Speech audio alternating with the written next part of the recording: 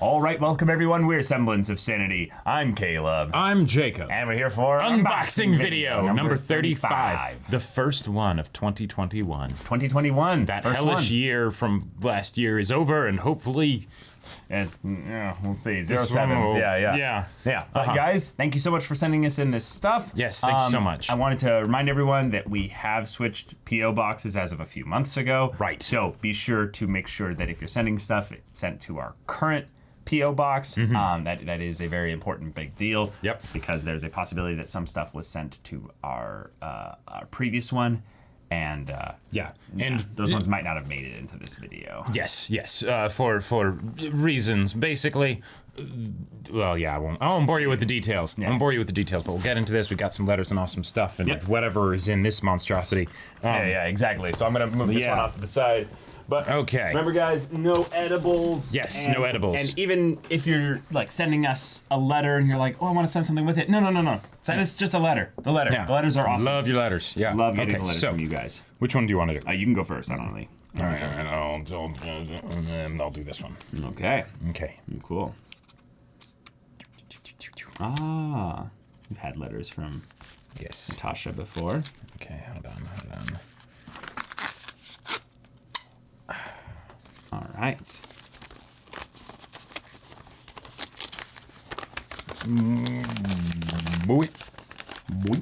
Okay. Ooh, quick note before reading. Okay. It took me forever to send this letter, so the things aren't really up to date, in a sense, when it comes to your upcoming reactions. Gotcha. No worries. Good to know. Don't open yet. All right. I'll handle one of those. I'll hang on All to right. those. Okay, so how does this work here? Got a few pages. Whoa. Hopefully the order is... okay, they are numbered. All right. This is someone who sent letters before, and they number their pages specifically. Okay, So you've got 7, 6, 5, 1, 3, okay.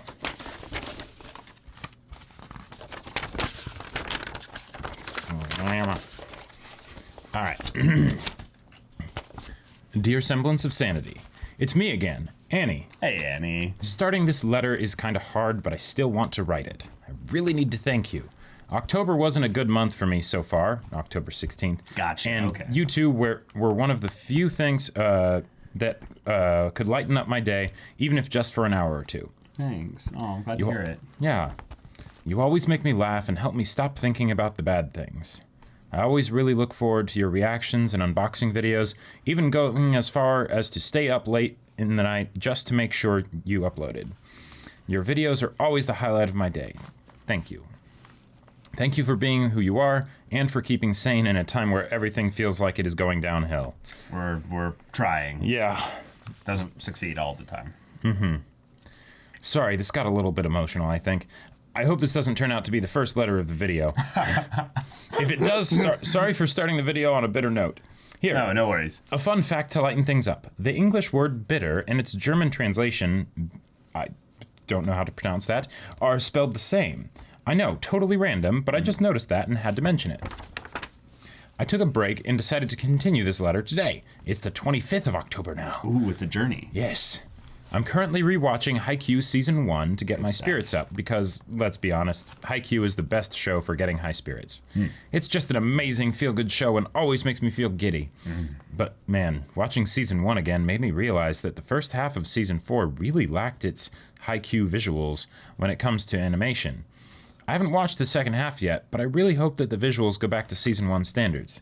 Not to say that Season 4 has bad animation, just something about it is missing to give me that Haikyuu feeling. On a completely unrelated note, I've been keeping up with your Anohana episodes. Wow. Yes. Oh, That was a fun journey. that was. I'm so glad we got you to watch that. Yeah. I'm really happy that Caleb is enjoying it. I started making a list for all the alternative titles people give Anohana. So far, Jacob's Why Didn't You Give Those Kids Therapy, the anime, is my favorite title. Glad you like it. They really did need it. Yeah.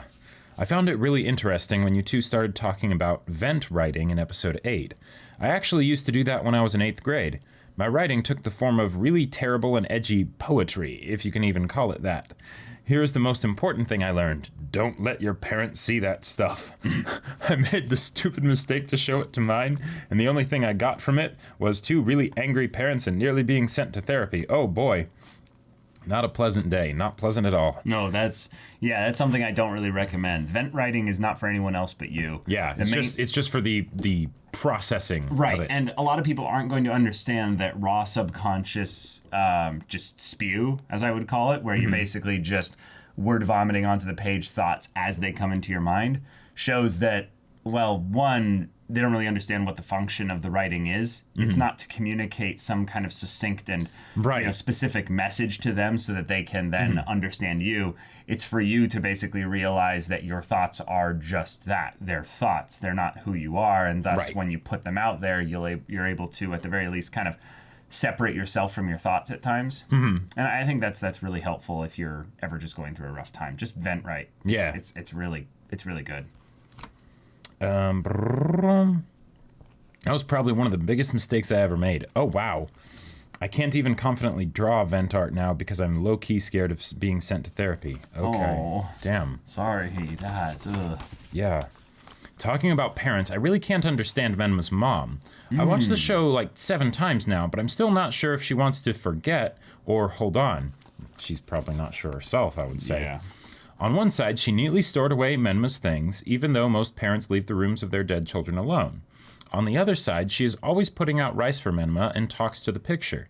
I also feel really sorry for Menma's brother. Oh God, yeah. I wonder if the few memories of Menma he has will turn sour over time because of what happens under his family's roof. Oh, and I totally need to vent really quick. I have no one else to talk to about your reactions, so you two now have to sit through me disagreeing with you. Here we go. I really don't like Yukiatsu. Not a single bit. Oh. I also think you two are giving him too much credit considering that he is such a self-centered person. I watch this show so often now, but each and every action Yukiatsu takes just seems selfish. The one exception being when he saves Anaru. Explaining myself would probably take 5 more pages, and I really want to spare you from my rambling, especially since you two like Yukiatsu so much. I just have a really hard time understanding how you two can view him in this bright light when all he has done so far was laying stones in the group's way. Thanks for listening to my mini rant. Subject change. Okay, so I actually want to talk about this for a little bit. The reason why I love Yukiatsu so much is not because he has all his things figured out, but he's accepted the fact that he doesn't have his stuff figured out, right? And that's the biggest issue that I think a lot of the characters in Anohana need to face, and that's something that I think a lot of people in general in life need to face, is that you don't have everything figured out. And once you accept that, then you can actually work on growing, right? But it's not like once you accept that, everything's fixed. No, then the process just starts, right? So by Yukiatsu doing that in such an abrupt way, right, he can still be selfish because he understands that he's being selfish, right? And that's a lot more progress than like being selfish without like admitting it to yourself. Right, and this is probably the thing that I think is really important about where the appreciation of a character goes beyond whether or not they are a dick or an asshole or selfish or something like that, is that I think Yukiatsu from a writing perspective is far above like most of the characters in that show in terms of interesting levels of... Sure, he's definitely engaging. He's a very engaging character, and he has a lot going for him when he's given the focus. A lot of the characters, when they're given the focus, are in such layered levels of like problems upon problems that it takes a long time for them to dynamically shift. And I would say that's in some ways why those characters are the main characters, is because their problems are that layered and complex. And in some ways, Yukiatsu's simplicity in that he gets everything rudely awakened because he's basically crying for help with his whole situation with Menma. He gets the benefit of being essentially called out on all of this by everyone else really early. His secret being discovered thus allows him to get the opportunity to change. And when he changes, it's a very serious change where he's still, being rather selfish. In fact, I kind of like the characters in anime that tend to be on the selfish side because they are proactive characters a lot of the time. Reactive characters end up a lot of the times being forced to let the plot basically move them. Thankfully, Anohana's reactive characters are also just really good characters in general. And And it's kind of also a show about characters getting slapped upside the head and then needing to then react to all the things that have happened to them, and then what do they do in response? Right. Yuki Yatsu's just a wrecking ball of chaos after he's kind of come through his initial hoop of problems. He has other stuff to get through, but I like what he forces the other characters to do in response to his proactivity. Yeah, because he's so proud and stubborn that without some kind of real forcing function early on, none of that growth would have happened. Yeah. Or for some of the other characters. Sure, yeah. Okay, you two finished Noragami Season 1. Yay! I totally relate to Caleb crying in Episode 11. The Yukine Hiyori situation always makes me tear up too, especially since I can relate to Yukine a lot when it comes to not having many friends. I'm really hyped for Noragami Aragoto, aka Season 2. Even though I love Noragami, I actually never finished Aragoto. I only made it to the middle of the first half, I think. So I'm really excited to pick it back up and watch it with you two. Nice. If you only made it to the middle of the first half, oh boy. Well, I know what part that had. Boy. Yeah. Now let's talk about the last show I'm watching your reaction to, Assassination Classroom. Yes. I'm really surprised that you two noticed Nagisa's insecurities in episode 20. Most people overlook it or just think it's there for comic relief. I'm really excited for your episode 22 reaction, by the way. Also, can we take a minute to talk about Terasaka? Yes! Terasaka is my boy. Yeah, he's amazing. I love how involved in the class he is now. By the way, remember how Terasaka allowed Karma to use him and tell him what to do in episode 14? Right. Yep. That agreement is still going on. Terasaka is still following Karma's orders in episode 20. I find it low-key hilarious. They established some really weird friendship dynamic, for lack of a better word. Yes. Oh, since you are approaching season 2, has someone told you about episode 1.5? It's a canon episode that sets the stage for something mentioned in a later season 2 episode. You should watch it, at least in your free time if you don't want to make it a reaction episode. Well, I believe you're talking about Takabayashi time. Yes, we did react to it, and it was amazing. It was excellent. It was so good. I loved it. Since I now talked about all the shows I'm watching with you, I might as well talk about the little presents I sent you. Oh, yes. Before you open it, these presents are different from the ones I sent you before. Okay. Normally, I send you something related to the shows you watch, but this time I had a kind of selfish reason to send you these. The reason being that I just kind of wanted to show off what I made, since I only have my parents too, who I can really show my stuff. That being said, you can open them now. There is one for each of you. Okay. Gotcha. We'll probably be able to tell which one is for who. So first one here. Let's see.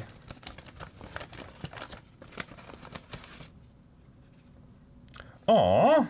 Little floofy wizard. witch wizard thing. Yeah, okay, sweet. And the next one, I'm guessing we'll just choose which one we want. Yeah. Assuming they're not identical or something. Yeah, they're not identical. And this one has kind of like a bandage almost wrap.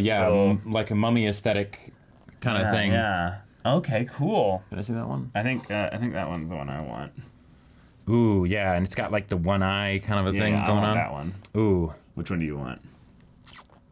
Rock, paper, scissors. I think I want that. For this it's one? close, but I think I want that one. On 3? Yeah. And then one out of 3? Just one. Just one? 1, 2, 3. Gotcha. All right. Okay. Yeah. All right. Now that you opened it, let me explain a bit. What I sent you are stickers. They are handmade and hand-drawn, and I'm really proud of them. Well, thank you. Yeah. They are based on a show that you haven't watched yet. But don't worry, they are spoiler-free. I really just wanted to show them off to you. It's rare that I'm that proud of something I made, but I just love how cute they turned out. They are quite cute. I'm even trying to sell them on my Instagram, but no one bought them yet. But hey, that shouldn't surprise me. I only have 140 followers, so I wasn't really expecting anyone to buy them anyway. Yeah, sorry, I started rambling. Let's change the subject before I bring this letter to a close. Okay. Oh, wait, yeah, okay, yeah. So I saw you two started playing Among Us. Watching you play was really fun. Yeah, I had a ton of fun. I play it too. Even started making a mini comic. Oh, that's genius. Fun. Though I must admit that playing in public lobbies is less than pleasant sometimes. Don't do that. It's just, where? Orange sus. Sus. Yeah. Orange. Everyone kills orange. Orange reported the body, on the first, kill. Yeah. There are so many rude people out there. Oh, sure, that too. What colors do you main? I main cyan with lime green as my second. Ooh. I think I like purple. Yeah, I am orange. Yeah. My name is always Cheese. Nice. And then I basically just go around making cheese puns and stuff like that. There you go. They're not very Gouda. No. I really hope we get to see you play some more. Well, I think this letter is long enough now. I better bring it to an end before I bore you to death with my writing. Here is my anime recommendation to end this letter. Princess Tutu. I have watched a fair amount of this one. It got sent to us in an unboxing video. That's right. And I've watched I think 6 or 7 episodes. Okay. It's pretty fun. Now hear me out. Don't judge the show by its title. It does the show a great disservice, and I'm still convinced that people don't watch this amazing show simply because they think the title is too girly, which is stupid. That is stupid, yeah. I know you two aren't much for magical girl anime, but I also know that you love watching characters go on emotional journeys to find themselves. Princess Tutu is all about finding who you are, who you want to be, and that fate might or might not lay in your own hand. Okay. Okay. It's also perfect for Christmas time. Oh. Mainly because I associate Christmas with fairy tales. Now, let me give you the most basic plot description, completely spoiler-free, which is really hard to come up with, by the way. It's really hard to recommend this show without going into spoiler territory. Yeah, I know what that's like. Here we go. In a town ruled by fairy tales, a little duck falls in love with a sheltered prince, Sheltered Prince, yeah. Sheltered Prince, deeply wishing to piece him back together. No, shattered. No, yeah, okay, yeah. To piece him back together, she takes the form of a human and sets a story into motion that should have ended years ago. This show was one of the first anime I watched, and it pains me that not many people watched it. I'd really like to tell you more about it, but that wouldn't be possible without spoiling things. It would really make me happy if you two would react to it someday. It only has 26 episodes, by the way. Okay, that is good. That is good, yeah. Well, that's enough rambling, I think. I'll talk to you again in my next letter. Best of wishes, Annie Flowers. Thank you, Annie. Thank you. So, Appreciate it. The whole, shattered thing, it's kind of interesting because in each of the episodes, it's an episodic format, but the main character... piece back together. Yeah, the main character has to basically find an aspect of the prince that has been lost. Oh, some that's part of his cool. soul, personality, etc. Yeah, and then go on a journey to try and retrieve it, and then at the end of each episode, repairs a piece or something. Exactly, to allow him to become more whole as a person. Okay. Nice. Yeah, can you hit me up with the knife and knifeu?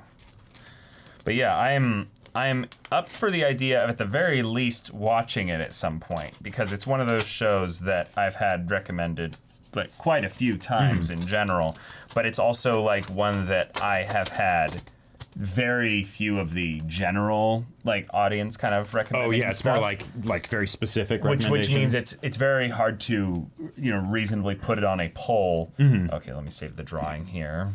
Do the letter first. Dear Caleb and Jacob, Merry Christmas! I don't know how you feel about this season, but I love everything about Christmas. I love picking out a Christmas tree with my family, then decorating it in our house, listening and singing along to Christmas music, presents, and so much more. If I had to choose my 2 favorite things to do at Christmas, then I would have to say buying gifts for all my family members and reading the Christmas story of Jesus' birth. What are some of your favorite Christmas traditions, if you have any? If anything, I think that for our family, specifically, we don't really have too many Christmas traditions, because for us it was kind of more of a thing of oh, okay, we've had a big family over the course of the many years and stuff. So it was a really big deal that we would have a really nice breakfast. That was one of the biggest deals, was we would all get together and help put everything together and stuff, and we'd have this big mess of eggs, sausage, and potatoes and all that good stuff, and that's kind of my favorite Christmas tradition, if anything. But I guess maybe the other one is just that we would have some way to interact with our extended family. We're on the older side of our extended family. Yeah. So especially if we're interacting with our mom's side of the family. Yeah, that's specifically the one that we spend the most time with when we're doing Christmas stuff. But we're the cool older cousins, basically.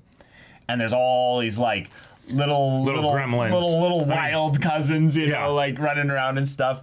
And it's cool to every once in a while, interact with them and be like, oh my gosh, they're like growing up and stuff. This is so cool. And oh man, and to be like, oh yeah, we can cheer you on and stuff like that. So I think it's just getting to see, extended family and stuff. Weird side note, but one of the weirdest things that's happened since the channel is finding out that some of our extended family have started YouTube channels of their own. That too. Yeah, that too. Yeah, sometimes when they say they watch our stuff, it's like, oh, okay, I hope they weren't the domestic girlfriend reactions, but that they were like, oh yeah, I'm gonna do a YouTube thing too, and it's right. Go for it. Yeah, you do it. Go for it. Yeah. But yeah, there are two ones that come to mind.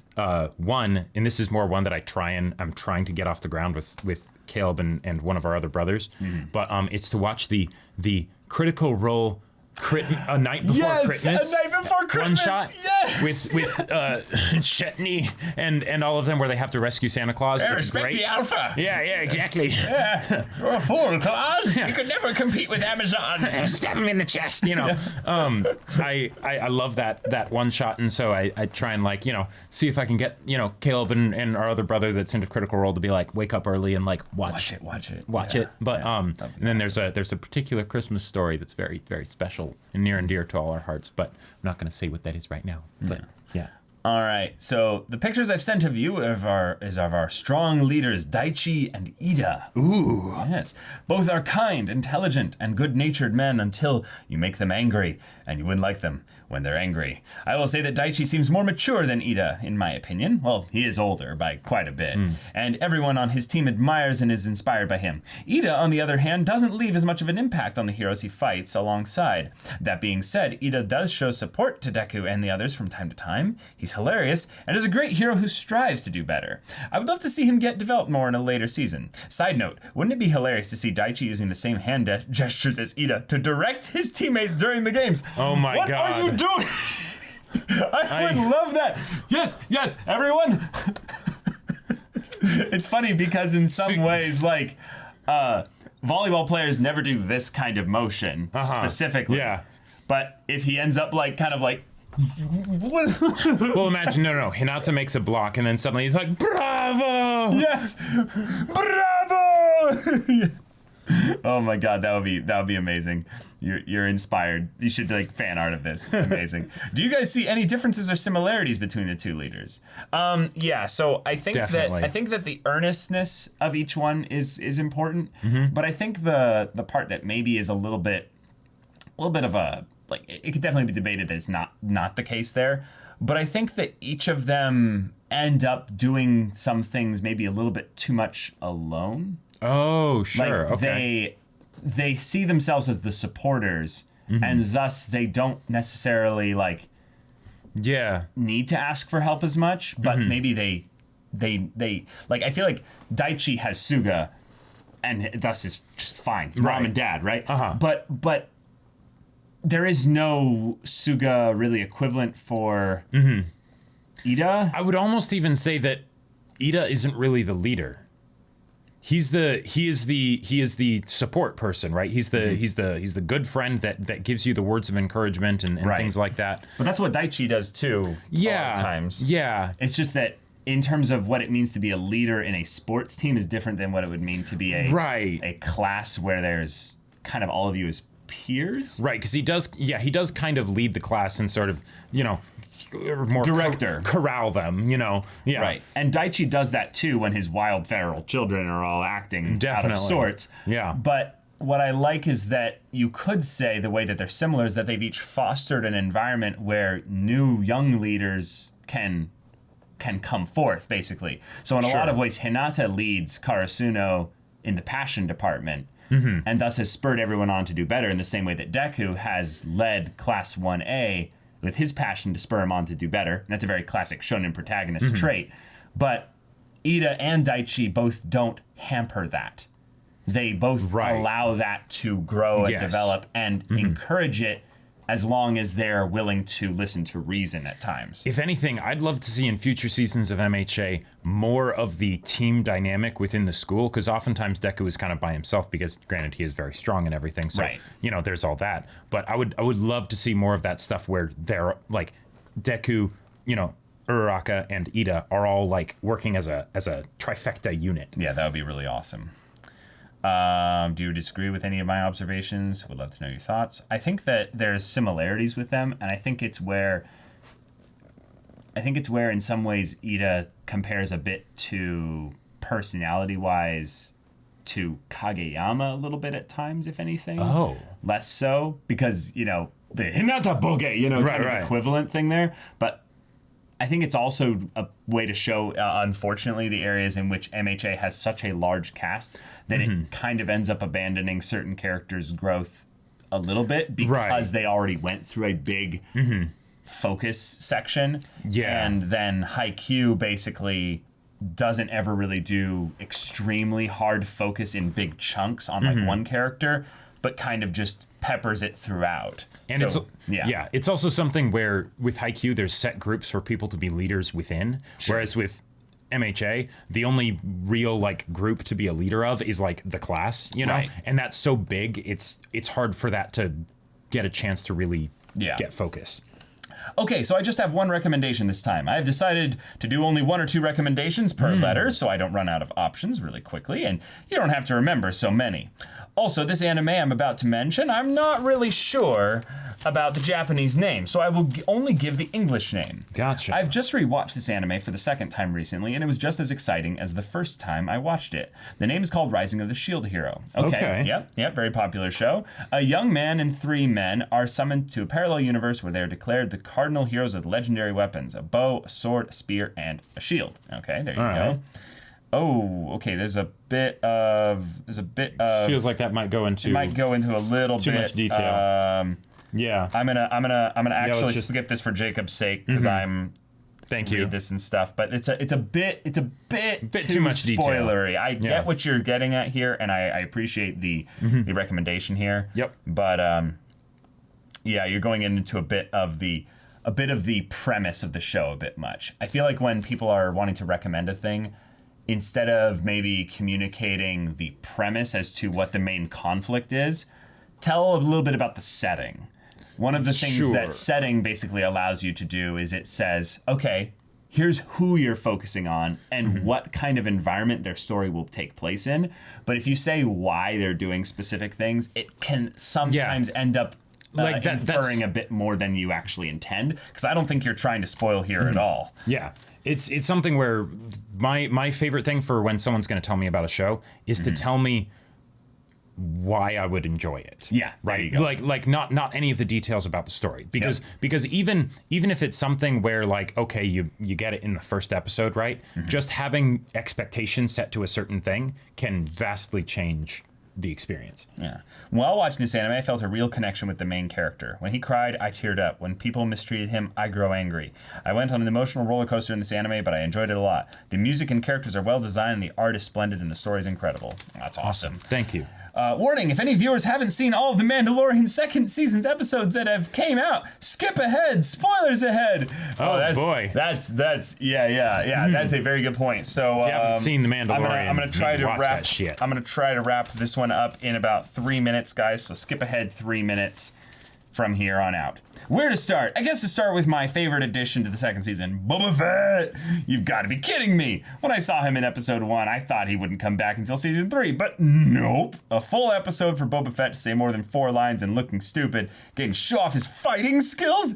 Yes, please. Before that episode, the episode Ahsoka was my favorite episode, but then it quickly became the episode with Boba Fett, even though it's called The Tragedy. I can only guess that the one about Ahsoka is your favorite, but I guess I'll ask you anyway. Which episode have you enjoyed the most so far?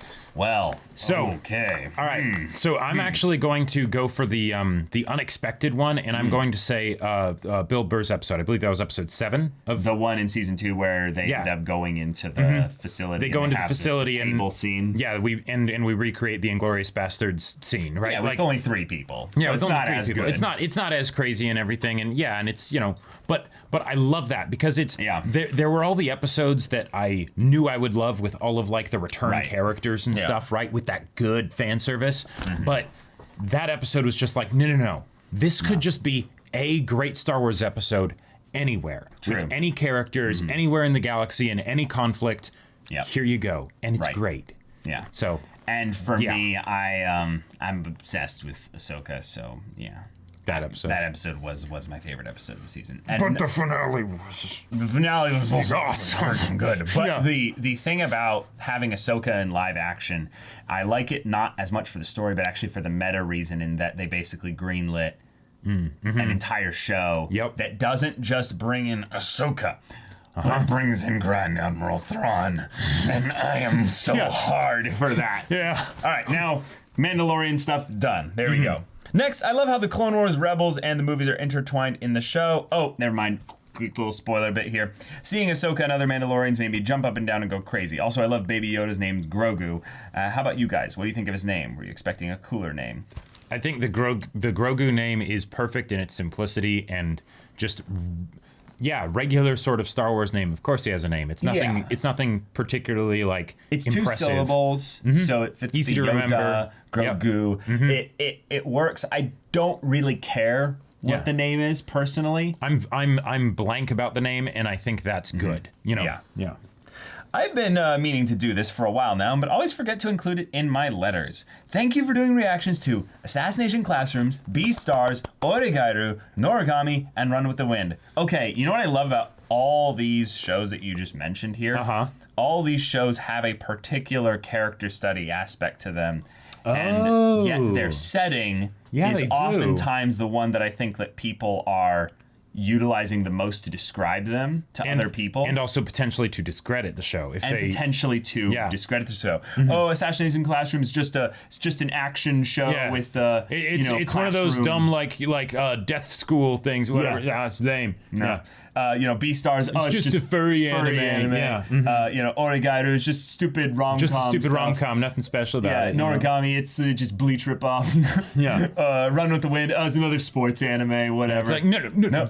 All of these things do something that's extra special with some of the characters specifically in their respective archetypes of the story. So, and ways to distinguish themselves from the sort of other shows in their category, and in ways that I really appreciate. Yeah.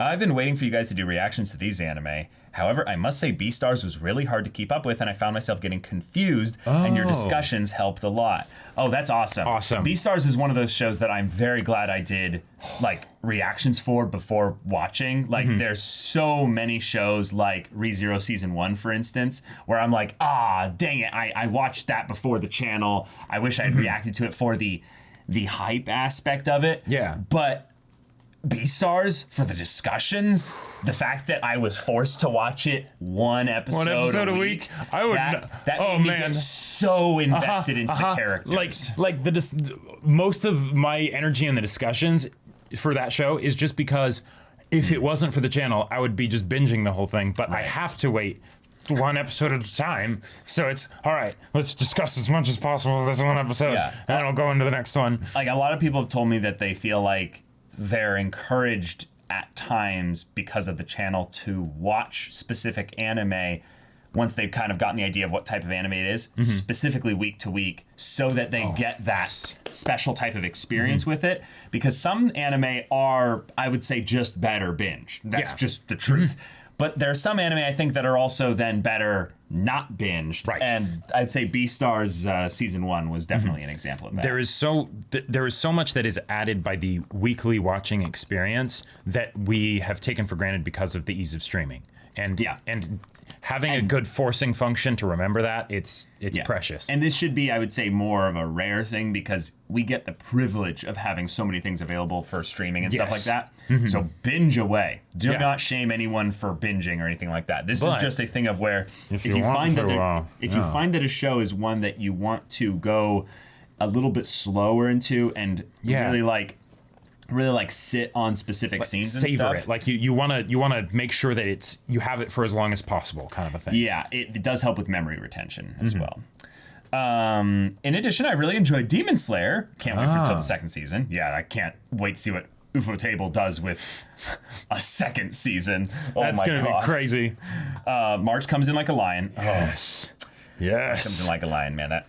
Oh man, that show. And especially great teacher Onizuka. Hell yeah. Every time someone lets me know hey, thank you for doing great Teacher Onizuka reactions. I'm like, you watched those? No one watches those. Thank you so much. It's basically old ass class, right? Like it really is. Like it's so so good. It's so good, but like it's an old show, and it has all the trappings of a show that's older. So, but it doesn't have an Assassination Classroom. Like that's a very like crisp way to get people of the current era into Ass Class, right? But the conflicts are the same. So if you're a fan of Ass Class, you might like Great Teacher Onizuka. Yeah, I always describe it as what happens when the delinquent becomes the teacher. Right. And it's just like, whoa, what does that and look like? It's fun. Yeah. It kind of reminds me of Hajime no Ippo, and I love that anime too. Yeah, okay. I hope you and your family have a Merry Christmas and a Happy New Year. Sincerely, Megan. Oh, thank you very much, Megan. Thank Appreciate it. And don't feel bad about the Rising of the Shield Hero potential spoiler thing. It's just we're a little bit paranoid about that. And better safe than sorry on our end. Yeah. Who knows? You might not have actually spoiled Let me check out your Daichi and Ida art. Yes. Oh my God! I love Very sweet, iconic, dynamic pose for Ida here. Yep. There we go. Yeah. Look at those eyebrows. Those eyebrows are fierce. Actually, that's a very good point. They both have quite fierce eyebrows in a lot of ways. Daichi's are shorter, but they have that like hard thickness in the middle there. Oh man, those are both really good. Also, I just realized these guys have like chins, like chin structure. In order to be that kind of leader, fulfill that leader function. I can words. God damn it! You got to have that chiseled jawline. Indeed. Yeah. Thank you very much for the art. I appreciate it. All right. Okay. Oh, that one you can just rip. Oh, really? Yeah. Wait, really? Yeah. That's literally what this part is right here. You can just... I mean... Or, wait, is this not one of those? No, I don't think so. Yeah. Oh, huh. I thought it was at first. But... Yeah, it looked like it. Okay. Yeah. Don't stab a knife down a package when your body's on the other end, kids. That's it. Don't no. Bad habit. Yeah, there's people that, on the internet, you watch them enough and you realize that they have bad habits. Oh, wait, what is this? Look at this. Oh. Look at this. It's beautiful. It's beautiful. I love the art for Saga of Tanya the Evil. Especially for the light novels. Oh, that's a manga. Okay, cool. Yeah, this is the manga, volume 8. The artist, whoever they are, I can't remember their name off the top of my head, but I knew it at one point, but I love their style. It literally it's so says good. Here, Chika Toho. Okay. Original story by Carlos Zen. Cool. Actually, that's a good point. It might be a different artist. Yeah, I was going to say the manga probably is a different artist for the manga, but oh man. Okay, cool. Awesome. Thank you, whoever this was. Very cool. Thank you so much. Yes. Okay. And then. Okay. All right. Oh, this one has it. Okay. This one has the tear. Oh, big, thick book here. Ooh. Oh, Fruits Basket, baby. All right. Fruits Basket Collector's Edition, Volume 1. Thank you so much. Oh, my gosh. I feel like this is a shill of some sort. I think you. I don't know why I thought something. that, but Wow. Just get the general impression. This show is very high up on our polls listing. It has been a constant second, third, fourth place kind of, attemptee. We are both very much excited to watch it. Thank you. That is, wow. Okay. Nice. We got ourselves a trio here in the beginning here. I'm not going to read the little beginning synopsis bit. Yeah. Okay. Wow. Thank you so much. Thank you very much. Oh, hold that. That's good. Okay. Wow. Okay. Why does this look like, younger sister, and then this looks like the best big sister ever? Yeah. Am I right? Don't tell me if I'm right. With am I right? That bit of the rebellious streak, and is all right, I'm gonna. No, this looks like someone's taken the place for mom, and they're bearing all that weight. No, yeah, but they're bearing it as well as they can. That literally. Yep. I vibe with this character. watch, they're just gonna be like a dick or something like that. It's like, Caleb, you're so bad at reading character designs. It's actually the worst like person in the whole series. There's no way they would have them on the back cover of the first volume, collector's edition, if they were actually like one of the worst characters. Okay. Okay. Something from Bezos, Ken? Oh boy. Okay, Oh boy. Check that first. Ah, yes. It's a letter. A gift for you. Funny thing, I've happened to notice you're running out of One Piece and saw you never read this before. Bobobo being another option on my list just to see how you would voice the characters and reactions. From Nicholas. Thank you, Nicholas. Thank you. Oh my god. Oh my god. It's Yu Yu Hakusho. Yu Yu Hakusho, Volume 1. Wow. Wow.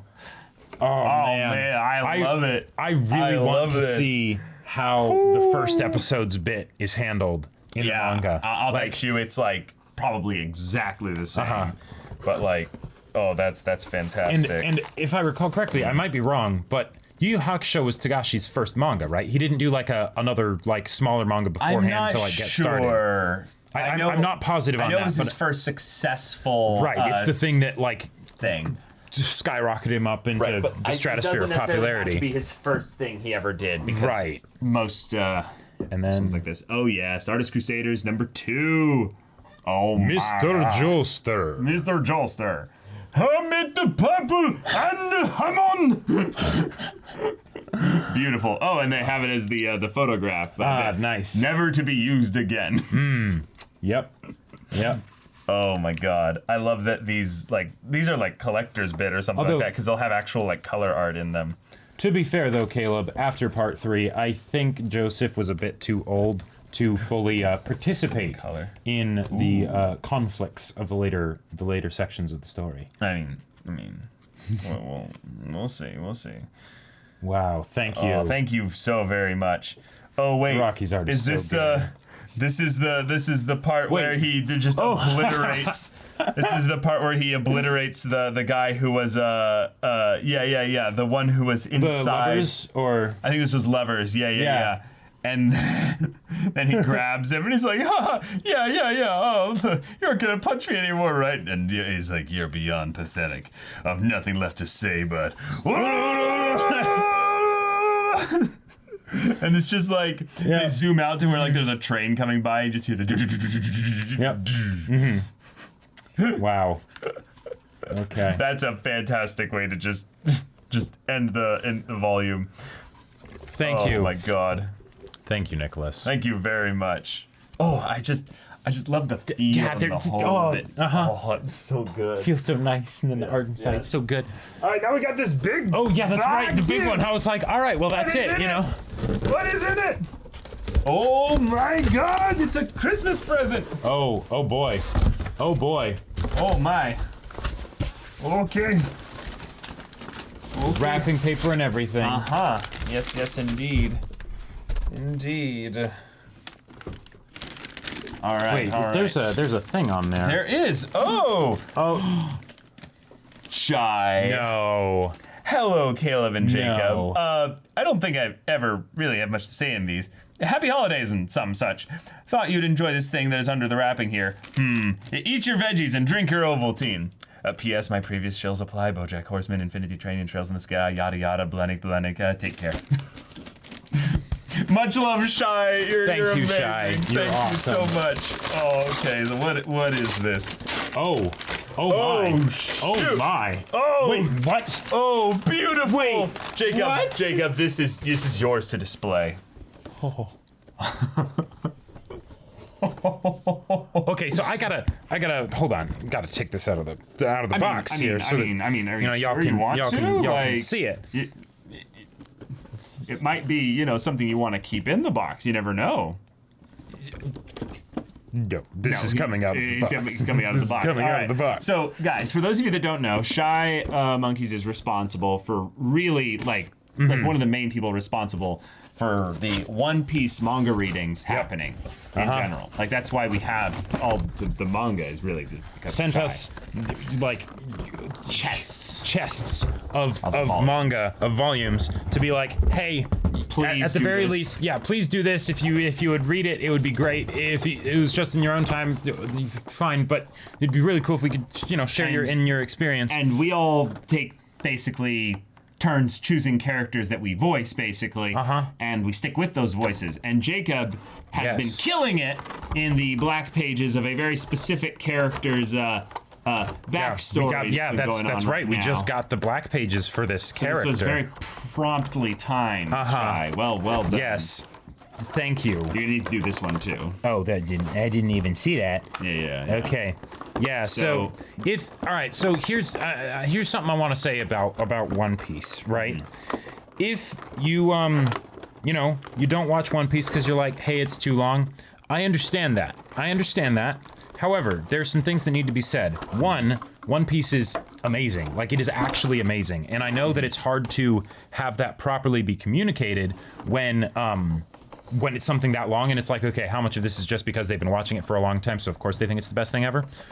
But it never ceases to blow me away. Yeah, it is not something that has to be also the best thing ever for it to be a worthwhile experience. Yes. One Piece has a lot of characters that you have the potential to fall in love with. Yep. But one of the things that One Piece just does really well is the themes of family. And every character... Found family. Yes. Well, every character in the show has some connection to that theme.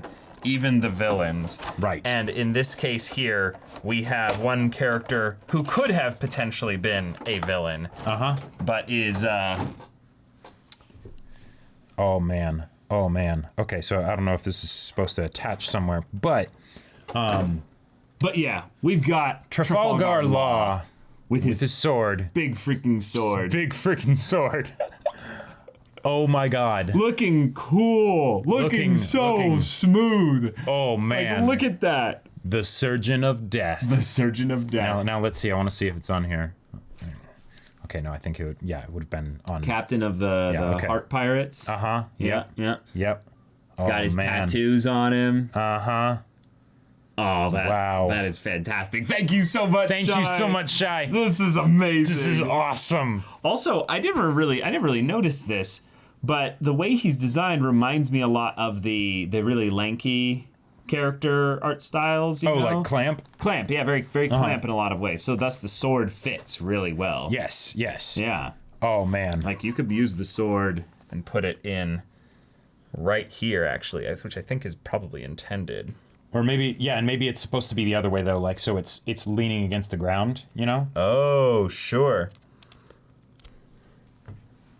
Maybe? I don't know. Maybe there's an image on the box. Oh, okay. Oh, no, it is there, but it's supposed on to be... on the grip part. Okay, oh, gotcha. Cool. Let me drop it in there. Yep. Oh, I gotta be gentle here. Uh-huh. All right, there we go. Yeah. Look at him. Look at that. Look at this. Look at that. Dude. We could not handle your black pages. We could not. I cannot believe how accidentally hilarious that was. Oh, and just man. I was like, haha, yes, Luffy, you could not even handle my black pages. Because his black pages are tied to 2 or 3 other characters' black pages of at the same time, yeah. Really painful. Just One Piece Oda. Yeah. Style. The backstories in One Piece are they're legendary really for good. a reason. And the whole idea of power of friendship and Nakama, there's a thing that attaches onto the foot, but yeah, we can get that. Oh, right, later. that's but, right. Yeah. That helps it stand up straight and whatnot. Cool. But oh man, thank you so much. Oh, this guy awesome. can stand next to Jotaro and Jotaro, Gio, Shinobu, and Shinobu. Everybody. Yeah. Oh man. Oh my God! Thank you so much. If we ever have a set, Jacob. Well, because we've got a Usopp, so we could have him standing and then Usopp just sort of sitting smelling his flower. Yeah. Oh man. Oh man. Thanks, Shai. So cool. And thanks again for getting us into One Piece because it was something man. where and the other thing I wanted to say about One Piece is that if the anime is too long, I totally understand that. 1,000 episodes, that's a long fucking time, right? It's going to just get longer. And it's just going to get longer. The manga, you don't have to deal with filler. You don't have to. And Oda really knows how to draw manga. Like really knows how to do it. Yeah. So it is an experience. Like you can read it at whatever pace you want. So. and then you can go back and watch your favorite parts in the anime. Like it's. So if the size of One Piece is the biggest issue for you, just check out the manga. It's fantastic. Yeah. So yeah.